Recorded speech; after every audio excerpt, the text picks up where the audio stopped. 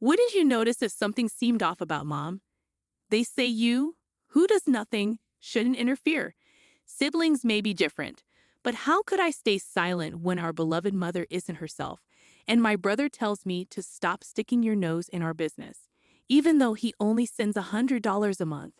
Families come in various forms, and in my case, our father wasn't around. I have no recollection of him. He passed away in an accident shortly after I was born. Mom, who continued to cherish his memory, never remarried and single-handedly raised my brother and me. Undoubtedly, she faced countless challenges, yet she shielded us from any hardship, always wearing a smile. Now, as an adult, I'm determined to repay her boundless kindness in any way I can. I'm Lisa, a 43-year-old mom juggling work with raising my high school-age son. My older brother, Mike, at 45, is married without children. Our mother, now in her 70s, has retired and lives off her pension. Initially, I found solace knowing she resides with Mike and his wife, as our visits are limited to Christmas holidays. From afar, it seemed they got along well, and Mom enjoyed a serene retirement. However, recent societal circumstances have heightened my concerns. Unable to visit frequently, our interactions are mainly through sporadic video chats, revealing her waning energy. Despite her age, I believe she needs a checkup, but she's hesitant. Thus, I've made the decision to reach out to Mike. Mike, it's been a while. I need to discuss Mom. I'm busy at the moment. Can we do this later? And he abruptly ended the call. Undeterred, I attempted to reach him again over the weekend. Hey Mike, can we talk? It's about Mom. I'm suffering from a terrible headache. Let's catch up another time. And once again, he ended the conversation hastily. If I send a text, it's simply left on read, dismissed without acknowledgement. If this pattern persists, even my patience will wear thin. If he's occupied or unwell, he could always return the call when he's free. Couldn't he? Even if he prefers not to talk, a simple reply to the text would suffice. Yet, I mustn't be overly demanding. After all, they're the ones looking after our mom. Although I'm unable to physically care for her, I contribute by sending money. Every month, I allocate $2,000 from my salary to support Mom. I've never explicitly informed my brother Mike about this, though I find it hard to believe he's unaware. Perhaps it's time for a heartfelt conversation with Mike one day soon. Lost in contemplation, my train of thought was interrupted by a ringing phone. Surprisingly, it's from my sister-in-law. That's uncommon. Brenda, Mike's wife, shares his age and dedicates herself to homemaking full-time. While we don't exactly click in conversation, it's not as if we're at odds. Our communication is sparse, usually routed through Mike whenever there's anything to discuss. I answered Brenda's call with a puzzled expression, unsure of what to expect. Hey Lisa, what's up with this month's money transfer? She blurted out, catching me off guard. It irked me how direct she could be, but her question served as a stark reminder that I had missed the usual date for the money transfer. So Mike and Brenda were indeed aware of my contribution. I mused. Simultaneously, I couldn't shake the suspicion that Brenda might be the one overseeing it all. I apologize. It slipped my mind with everything going on. I'll ensure it's transferred by this weekend. You know, you can transfer money online nowadays. We're looking after your mother, you know. It's not like we're doing this as volunteers. I don't see it that way. I'm always thankful to Mike and you, Brenda. Seriously, just because I'm a homemaker, it's as if all the responsibility for looking after Mom has been dumped on me. You two siblings are just awful, Brenda's words stung with bitterness. Yet I couldn't refute them. It appeared that Mike was genuinely occupied, but from Brenda's perspective, it seemed like endless grievances as she grappled with managing everything at home while I, miles away, appeared to neglect my duties towards our mother. If you're not going to take action, at least make sure to fulfill your part. Transfer it by tomorrow. Understood? Brenda's directive was firm.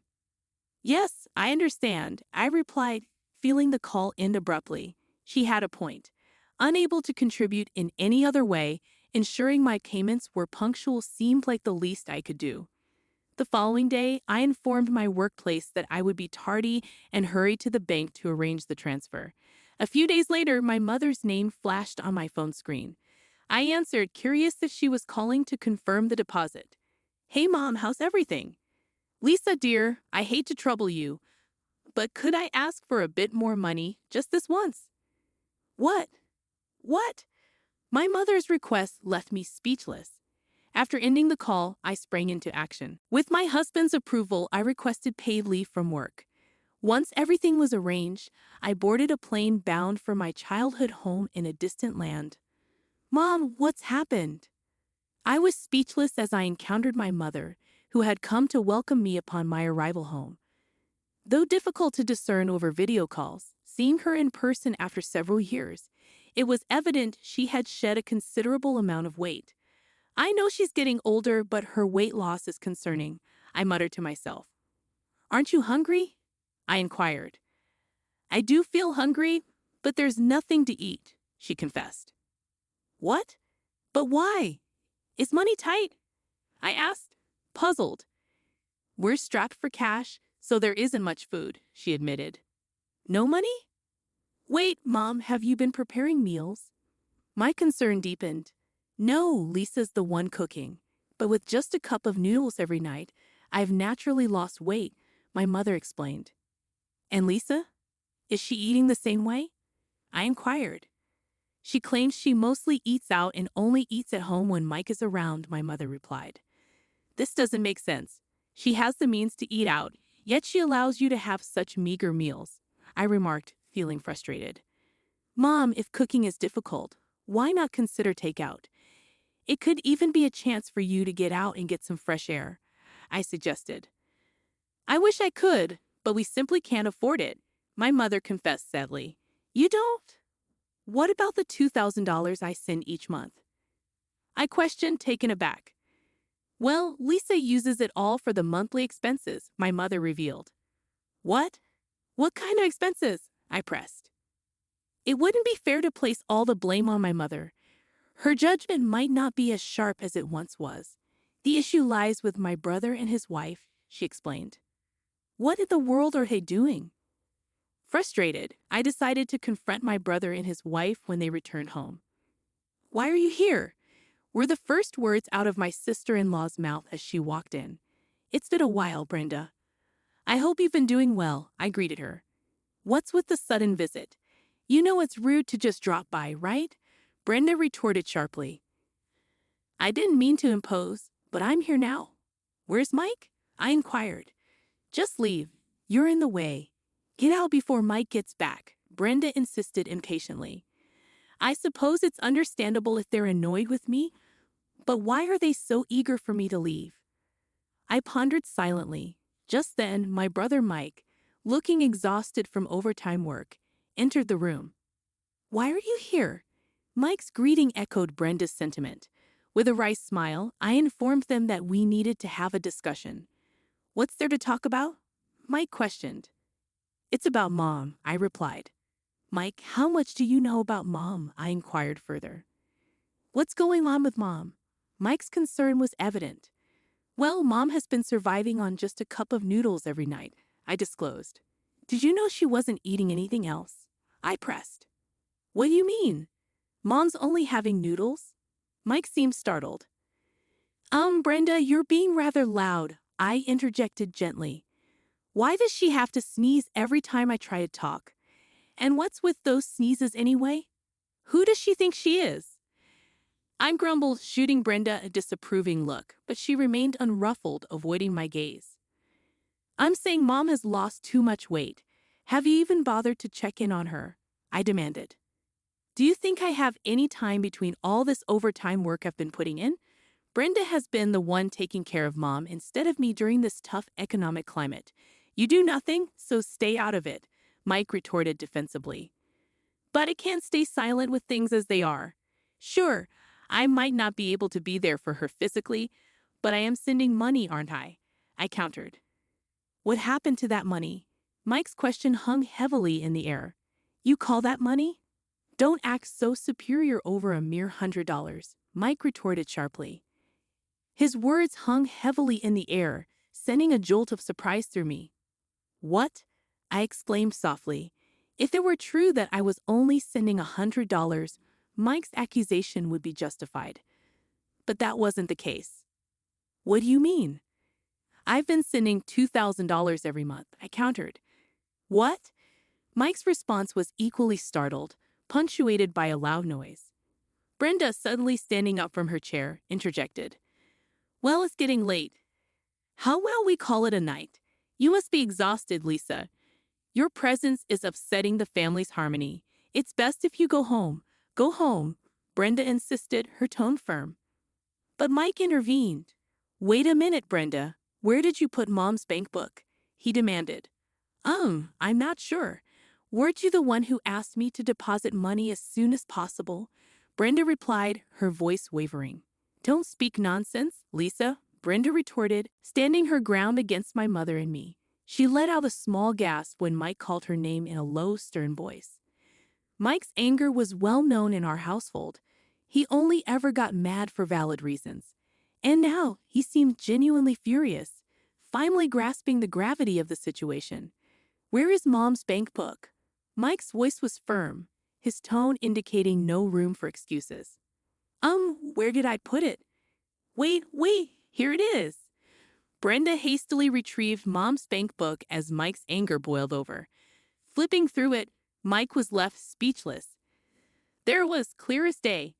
Brenda had been withdrawing $2,000 every month for years. Mike, you truly didn't know? I questioned, my disbelief evident. Yeah, Brenda told me she was only withdrawing $100 each month, and I took her word for it, Mike admitted. What a mess. It's a huge misunderstanding. But the real issue lies with the person who caused this confusion. Brenda, what did you do with the $1,900 after deducting the $100 from Lisa's contribution? It simply vanished, I exclaimed. How does money just disappear like that? It's absurd, Mike added, bewildered. Well, it tends to disappear pretty fast if you're gambling, Brenda confessed, her voice trailing off. Gamble? Wait, what? I interrupted, stunned by her revelation. I mean, spending it frivolously like shaking off a chill. It just goes, Brenda stammered. What on earth are you talking about? I demanded, growing increasingly concerned. Lisa mentioned earlier that Mom is only having a cup of noodles every day. So were you going to the casino during the day? Occasionally, Brenda confessed. How often is occasionally? I pressed. I go to the casino on weekdays and buy online tickets on weekends, Brenda admitted. That's practically every day, I remarked in disbelief. I'm speechless. No wonder the money we sent her disappears so quickly. In fact, she might have used up all of Mike's earnings, aside from utilities and other essential expenses. I concluded, feeling a mixture of shock and frustration. It seems Brenda hasn't just squandered Mike's income and my contributions.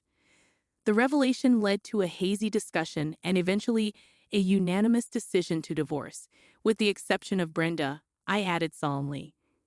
I want a divorce, Brenda declared tearfully, but her outburst was met with stern reprimands from her parents, eventually quieting her down. Mike opted not to seek alimony but instead requested a commitment from Brenda to repay the exact amount I had been contributing towards our mother's support. With the guidance of a lawyer, legal documents were drafted. Brenda's parents, expressing remorse, agreed to settle all financial matters, including alimony, in a lump sum payment. Following this, Brenda returned home under the strict supervision of her parents. She now works tirelessly from dawn till dusk to repay the owed money, with her parents having provided the upfront payment. Mike mentioned that her parents are in regular contact with him, stating that they are instilling discipline in Brenda every day. Mike and Mom have embarked on a new chapter, building a life together. As for my husband and me, we relocated when our son began college, settling halfway between my parents' home and my husband's in Ohio. Fortunately, both of us were able to transfer to branches of our companies situated in this new location.